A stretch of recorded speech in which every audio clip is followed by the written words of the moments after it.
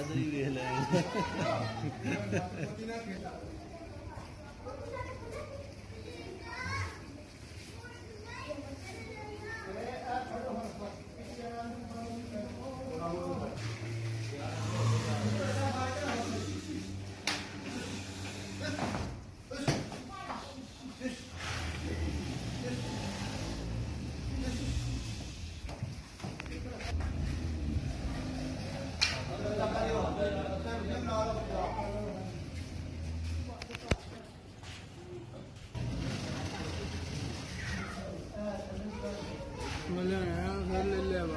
ਆਸਾ ਨੂੰ ਤਾਂ ਫੋਨ ਕਰਕੇ ਕਹਿੰਦਾ ਸੀ ਬੁਲਾਇਓ